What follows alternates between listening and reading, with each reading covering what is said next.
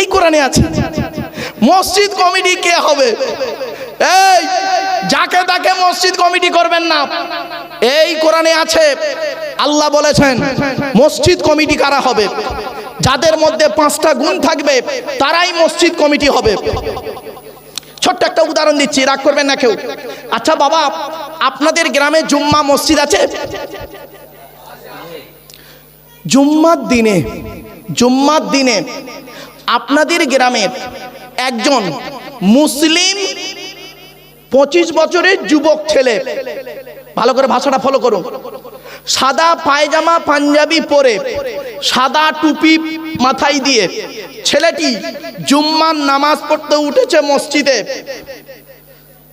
খুতবার সময় প্রচুর পরিমাণ বাংলা মদ খেয়ে, কি মাল? বাংলা, ইংলিশ মাল নয়, যার প্যাকেটের দাম 30 টাকা। এখন বাংলার প্যাকেট দাম কত জানেন? 30 টাকা। আমি খাইনি বাবা, বাস্তব বলছি, তবে ইংলিশ মাল খেলে নাকি বডি বাড়ে। সেদিন দেখি ইংলিশ মালের নাম বলছি, হুইস্কি, কিংফিশার, ম্যাকডোনাল্ড, বেলাক, ওয়াইন, রিডমিল, ব্লক, ব্রাইন, এসব মদের নাম বললাম রে বাপ। যাই হোক, যারা খায় তারা বুঝতে পারছে। সেদিন এরকম মদের নাম বলছি, একটা বুড়ো অপর বুড়োকে বলছে, দেখছি হুজুর কিরকম কোরআনের আয়াত বলছি, লাউ ঠেলা। যাই হোক, প্রচুর পরিমাণ বাংলা মদ খেয়ে ছেলেটি মসজিদে উঠেছে জুম্মার নামাজ পড়তে। আপনারা তাকে কি করবেন? বলুন। আরে ভাই বলুন না, কিছু একটা নামিয়ে দেবেন। আচ্ছা, ছেলেটি যদি নামতে না চায়, আদা রসুন বেটে দেবেন। ছেলেটার অপরাধ, মদ খেয়েছে না? মদ হারাম খাবার, মসজিদ পবিত্র স্থান, হারাম খাবার খেয়ে পবিত্র স্থানে উঠেছে, তাই আপনারা তাকে বের করে দিলেন। ছেলেটি বের হতে চাইলো না, মেরে বের করে দিলেন। সত্যি পানিগোবরা হুজুর বেঁচে থাকলে এই কথাটা শোনার পরে উনি চিন্তা করতেন, মৌলভী সাহেবটা কি বলছে। এই মুসলমানের বাচ্চা, মদখোরকে বের করে দিলে আর সুদখোরকে মসজিদের সেক্রেটারি বানিয়ে দিলে। বাহ, কি আজীব দুনিয়া। মদখোরকে বের করে দিলে মেরে, আর সুদখোরকে, জেনাখোরকে, ঘুষখোরকে দিলে তুমি মসজিদের সভাপতি সেক্রেটারি বানিয়ে। চলুন, এই কোরআন জানিয়ে দিয়েছে মসজিদ কমিটি কে হবে।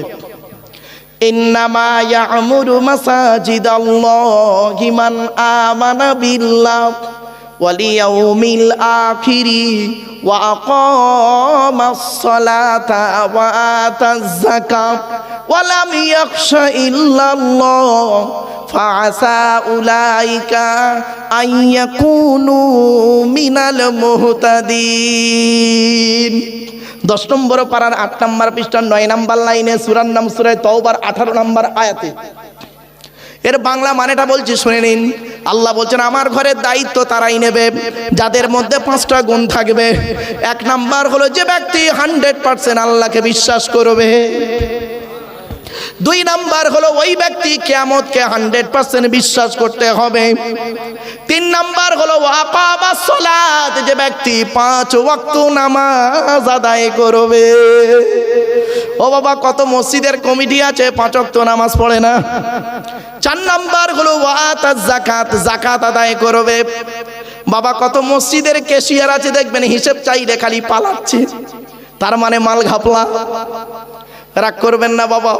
কত মাদ্রাসা মসজিদের নামে বাবা, কত দাড়িওয়ালা টুপিওয়ালা মোল্লা মলি সাহেব পীর সাহেব বাবা, কত মাদ্রাসা মসজিদের নামে চাঁদা তুলে নিজে পেটে খেয়ে নিচ্ছে, গাড়ি বাড়ি বিল্ডিং করে নিচ্ছে।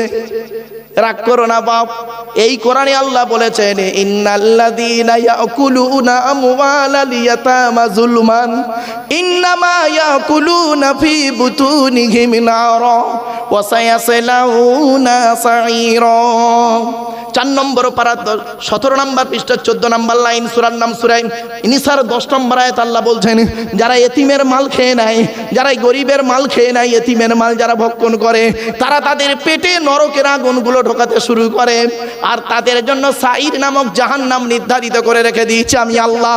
এরপরে নবীজি বলছেন কি শুনুন, যারা এতিমের মাল খায় না, এতিমের মাল যারা খায় না, কোরআনে আরো অন্য জায়গায় লা তাকরাবু মালাল ইয়াতিমি ইল্লা বিল্লাতি হিয়া আহসান।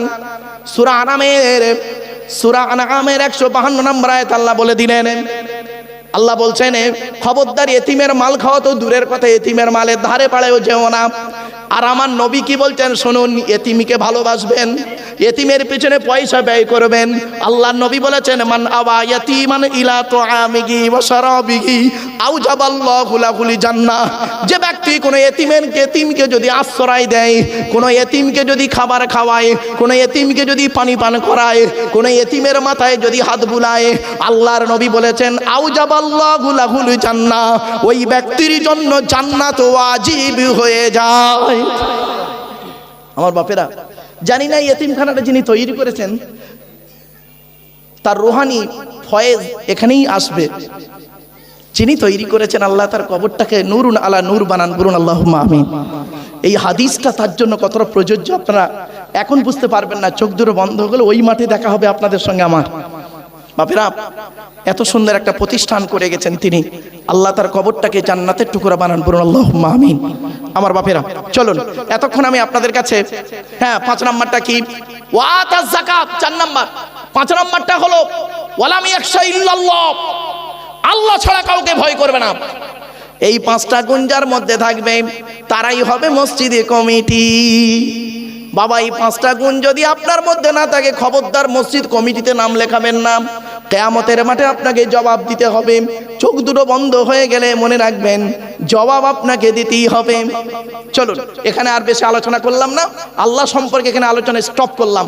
দেখবেন প্রায় মসজিদ, আমার এই 19 বছর মসজিদের ইমামতিতে আমি 3 জনকে পেয়েছিলাম, তিনটে মালকে পেয়েছিলাম। 3টে মাল, 2টো মাল কবরে ঢুকেছে আর 1টা মাল বেঁচে আছে। ও যেদিন মরবে আমি খালি ফোনে জিজ্ঞাসা করি ওকে, ইমাম সাহেব যে আছে ওকে বলে এই ও মালটা মরেছে না বেঁচে আছে? যেদিন ওই মালটা মরবে সেদিন আমার খবর দিও, আমি ও জানাজায় যাব। 3টে মাল আমাকে 19 বছরে এত জ্বালান জ্বালিয়েছে, এত জ্বালান জ্বালিয়েছে, এই অন ক্যামেরায় আজকে বলতে হচ্ছে। 2টো মাল কবরে ঢুকেছে আর 1টা মাল বেঁচে আছে। দুনিয়াতে ছাড়িয়ে হতে ছাড়বো না কিয়ামতের মাঠে। এত জ্বালান জ্বালিয়েছে আমার, যে অপমান, যে বেইজ্জতি করেছে ওই 3 জন। টাকা দিত না মসজিদে, মাইনে দিত না, মাইনে দিত না ওরা, এত জ্বালান জ্বালিয়েছে ইমাম সাহেবকে। আজ বলছি তারা কবরে গেছে, কিয়ামতের মাঠেও তাদের ছাড়বো না, দুনিয়াতেও ছাড়িনি। বাস্তবটাই বলছি। আমার যদি এই অবস্থা হয় তাহলে আমার জায়গায় কত ইমাম, হাজার হাজার ইমাম পশ্চিম বাংলায় রয়েছে, তাদের বুক ফাটা কান্নাগুলো কেউ শোনে না, বুক ফাটা কান্না কেউ শোনে না। শুনে রেখে দিই, আপনাদের এলাকায় মসজিদগুলোতে এইরকম কয়েক কটা আছে কিনা আমি জানি না, তবে জানলে সাবধান হয়ে যাবেন। দেখবেন এই শ্রেণীর লোক হলো বুড়ো লোকগুলো, প্রায় বুড়ো লোকগুলো। 2-1টা বুড়ো থাকে দেখবেন, ও বাড়িতে বুড়ির সঙ্গে ঝগড়া করে পারে না, ছেলের সঙ্গে ঝগড়া করে পারে না, বৌমার সঙ্গে ঝগড়া করে পারে না, মসজিদে এসে ইমাম সাহেবের গোজা মস্ত যখন, ঠিক না বেটি? ইমাম সাহেব কি হলো, পাকা ঘরে নেই কেন? এই কারেন্ট নেই, পাকা ঘরে নেই, ইমাম সাহেবের দোষ। বুঝতে পারেননি বুঝি? বাস্তব বলছি, রাগ করবেন না। তাহলে 1 নাম্বার হলো ইমাম সাহেব গেল। এবার আসছি, যেটা আজান দেয় ওটাকে কি বলে? জোরে বলুন। মুয়াজ্জিন। পশ্চিম বাংলায় বেশিরভাগ মসজিদের মুয়াজ্জিনের আজান শুদ্ধ নেই, ভুল। বেশিরভাগ মুয়াজ্জিনের আজান ভুল। ও মুয়াজ্জিন ছেড়েও দেবে না আর আজানটা শুদ্ধও করবে না, ও যেটাই বলবো ওটাই ঠিক। আজান দিচ্ছে মুয়াজ্জিন,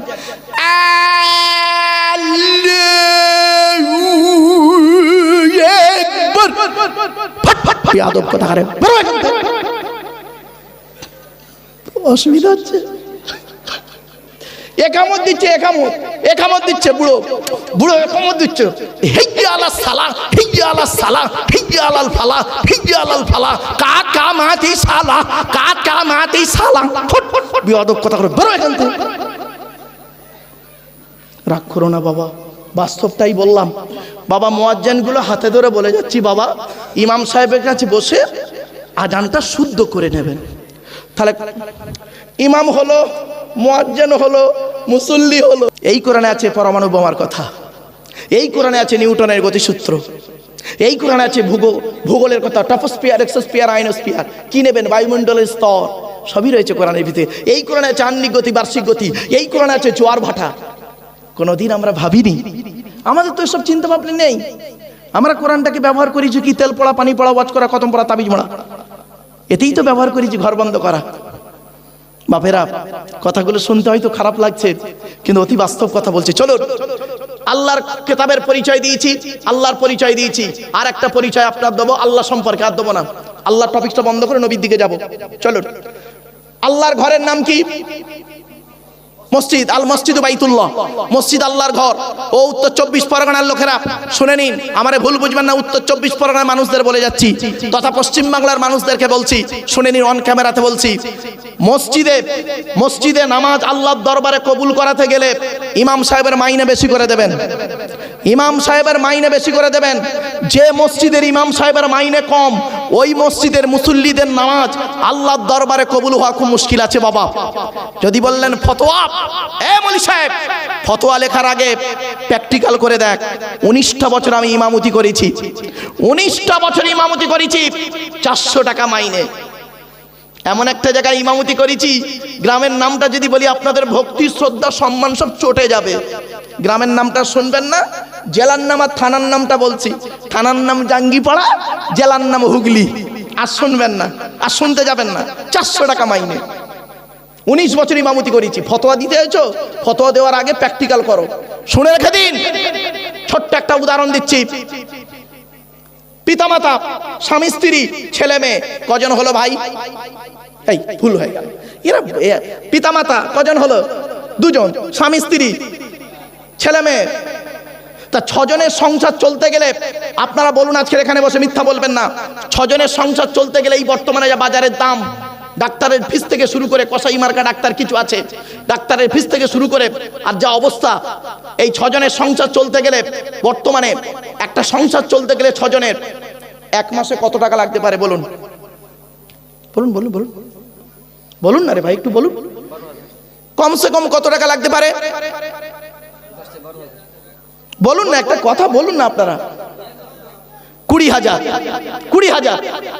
আচ্ছা ধরি 20,000 থেকে 5,000 বাদ দিচ্ছি, 15,000, আরো 5,000 বাদ দিলাম, 10,000।